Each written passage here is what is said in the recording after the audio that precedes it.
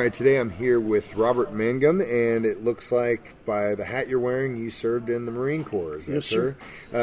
What years did you serve? 61 to 70. 61 to 70. Wow. Did you were you enlisted? I'm assuming like out of high school. Or? Yes, I did out of high school, and didn't like too much at first. Of course, Yeah. rules, regulations, but you learn. Yeah. And I had some really good duty, Okay. and so I re-enlisted after 6 years, and was going to make a career out of it, but that didn't work out. So What was your duty?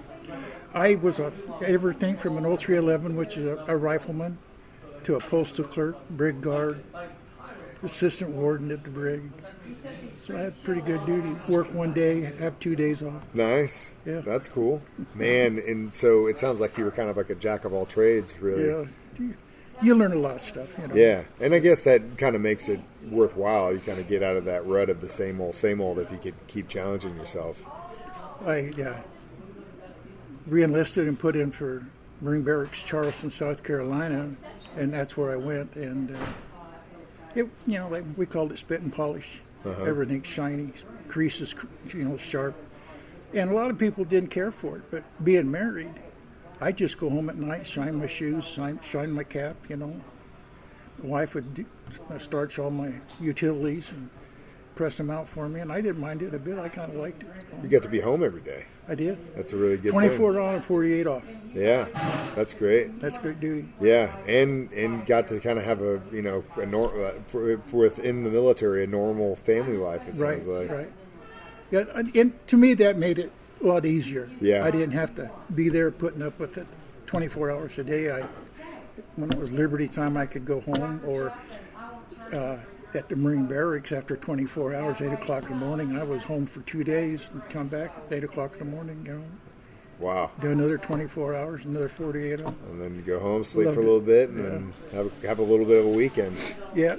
And if we wanted a long weekend, there was 3 assistant wardens and 3 senior escorts, and they worked as teams. And if you want a long weekend, you just ask one of the other escorts or an assistant warden, take your duty, and we didn't interchange all the time, Man, You wanted to go somewhere it was quite a ways, you could just do it, that's cool. Yeah. That's cool. Did you spend any time overseas? In 61, I can't remember for sure, but it was like June to July in 61, 62 in Okinawa, Japan. Then March of 68, or February 68, went to Vietnam. Only lasted a month, but I was there. You did go for a little while, huh? Wow. What'd you do when you got out? Worked as a mechanic, Okay. and on farm and industrial equipment. I Okay. didn't care for the cars, I worked on them, but I enjoyed the farm equipment because I grew up on a farm for a couple of years, so it kind of got into me a little bit. You from this area? No, I'm from Utah. Okay. Oh yeah, that's right. We kind of talked a little bit about it. I'm not going to say what he said about my team right now because I don't want anyone to get mad at him. But anyway, yeah, you mentioned that earlier. So I would think with working on farm equipment, it'd probably be, I wouldn't say easier, but a little bit more cut and dry than working on cars. Oh yeah, sometimes. I mean, cars, you had so much more knowledge to work on a vehicle, a car, truck, than a tractor.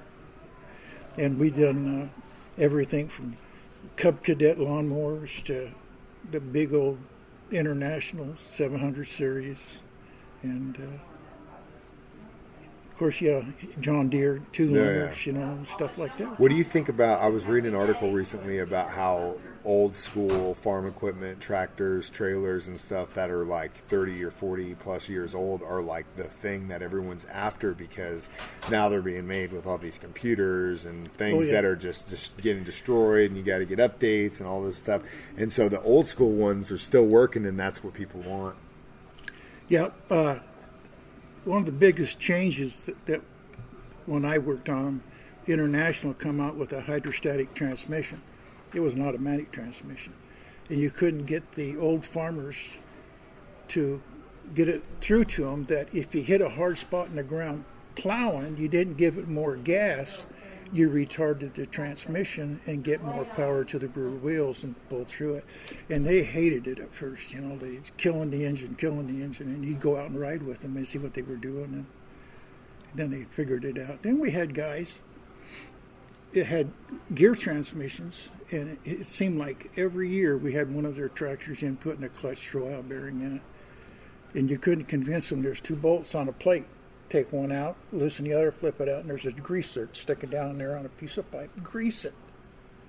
No. Run it till the throwout bearing froze up, then keep running it till the fingers were wore out on the pressure plate. Then they would really get mad because they had to spend all that money to fix it. Man. That's cool. My grandpa wasn't much different. He just run something to it, quit. Then he'd be mad because it quit. I was down hay cutting, and there was a canal, and I was going down towards it, and I went to turn the steering wheel, and it just spun. Something broke, and I had to hit the brakes and flip it around and hit the, they had 2 brakes, one left, one right, and hit the left brake, spun it around, and so I didn't go in the canal. Boy, was he mad. And my grandma told him, hey, how old is that tractor? It's 30 years old, things break, And it was just a little steering knuckle, probably $20 part, Don't break that equipment. No, it's just like hot potato. You don't want it to be you. No. Especially if you're playing that game. Oh, we just... he was a hard old guy. Yeah. I had a 52 ship hardtop convertible. And my Uncle Earl wrecked it, rolled it over trying to avoid a cat, and they bought a 51 hardtop. And my Uncle David said, hey, drive my caddy on dates and stuff you want. And I said, okay. So I took all the time in the world. Nobody helped me. I just did it myself. Lowered it all the way down, changed the motor and transmission over into another body and stuff, And my grandpa would drive that, railroad tracks in the county, bad. And he'd hit that, and the whole bottom end would just bottom out. I'd tell him, Grandpa, you can't do that. And he'd just ignore me. So I finally told my grandma, because, when she spoke, everybody listened. She was the boss. And she says, if you can't drive it like it has to be driven, don't drive it at all. Walk. So, You're lucky you had her in your court. Oh, yeah. I figured I'd be putting mufflers and what else on it for long. That's really cool. I didn't ask you, why'd you choose the Marine Corps? I don't know. I just went in, and I went in with a friend of mine, Paul Hollinger, and he wanted to go in the Navy. And I thought, Navy sounds okay. And I got in there at the recruiter, the Navy and Marine Corps together, and I thought, I think I'll go in the Marine Corps. I just spur of the moment. Wow. And one of the best NCOs I ever knew and worked with was a Gunnery Sergeant Carroll. And that's when I worked at the Brig. He was a hard-nosed recon guy. And if he said something, you listened, and you did it. And he said, I don't care if you guys field day the barracks Friday for the colonel's inspection or not, but if you flunk, you will be here Saturday all day. And luckily they flunked it once.